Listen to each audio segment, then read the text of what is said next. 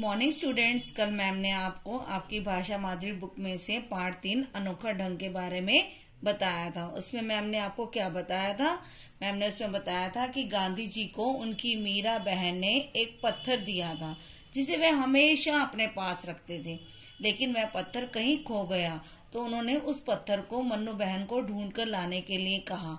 तो मन्नू बहन उस पत्थर को ढूंढने के लिए जुलाहे के घर गई और उस घर में रहने वाली बुढ़िया ने उसे बताया कि मुझे क्या पता था कि ये पत्थर इतना अनमोल है, अमूल्य है, मैंने तो उसे फेंक दिया। अब मन्नू और वह बुढ़िया उस दोनों मिलकर उस पत्थर को ढूंढने लगी। कभी कभी जब हमारी कोई चीज गुम हो जाती है तो हमें नहीं मिलती, लेकिन मन्नू बहन को वह पत्थर मिल गया। मन्नू बहुत खुश हुई, उसकी खुशी का ठिकाना ही नहीं रहा। वह सुबह 7:30 बजे अपने घर से निकली थी और उसे उस पत्थर को ढूंढकर लाने में 1 बज चुका था और वह उसे उस पत्थर को ढूंढने के लिए 15 मील तक चलना पड़ा था और वह बहुत थक गई थी। इसके साथ साथ उसे भूख भी लगी थी क्योंकि उसने सुबह से अब तक कुछ भी नहीं खाया था। लेकिन फिर भी वह उस पत्थर को लेकर बापू के पास पहुंची और उनकी गोद में वह पत्थर डालकर वह रोने लगी। लेकिन बापू ने उसे बड़े प्यार से कहा कि इस पत्थर के बहाने मैं तो आज तेरी परीक्षा लेना चाहता था। जानती है, यह पत्थर 25 साल से मेरा साथी है। मैं इसे हमेशा अपने पास रखता हूँ, चाहे मैं जेल में रहूं या महल में, यह हमेशा मेरे पास रहता है।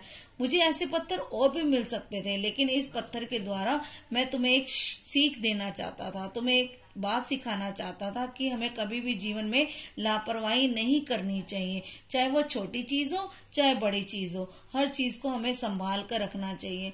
मन्नू ने बापूजी को कहा, बापूजी मैं आपको बताऊं कि मैं अकेले आज तक कभी भी घर से बाहर नहीं गई और मुझे बहुत डर लग रहा था और आज तक मैंने कभी भी भगवान का नाम इतने सच्चे दिल से नहीं लिया जितने सच्चे दिल से मैंने आज लिया है। और बापू ने उसे कहा कि बेटे मैं तो इसके बहाने मैं अपनी भी परीक्षा लेना चाहता था। मैं तुम्हारी परीक्षा नहीं, मैं तो अपनी परीक्षा भी लेना चाहता था, क्योंकि मैं हमेशा स्त्रियों को निडर बनाना चाहता हूँ ताकि वह जीवन में आने वाली हर परिस्थिति का डटकर सामना करें और वह कभी भी किसी से ना डरे। तो आज मैंने सिर्फ तुम्हारी परीक्षा नहीं ली है, मैंने अपनी परीक्षा भी ली है और मैं ये देखना चाहता था कि मैं अपनी परीक्षा में सफल हुआ हूँ या नहीं। मन्नू ने कुछ कहा तो नहीं बापूजी की इस बात के लिए, लेकिन मन में ही मन में उसने ये जरूर कबूल किया कि बापूजी जो मुझे सीख देना चाहते थे वह सीख मैंने समझ ली है, लेकिन उनका मुझे सीख देने का जो ढंग था वह बहुत ही अनोखा था। तो बच्चों आज हमारा ये पाठ पूरा हुआ। आज आप सब इस पाठ को बहुत अच्छे से पढ़ेंगे और इस पाठ में जो भी कठिन शब्द आपको लगते हैं उनको आप अपने रफ नोटबुक में बार बार लिखकर अभ्यास करेंगे, ताकि जब हम इसके बैक एक्सरसाइज या प्रश्न उत्तर करेंगे तो उन शब्दों को लिखने में आपको कोई भी परेशानी ना हो।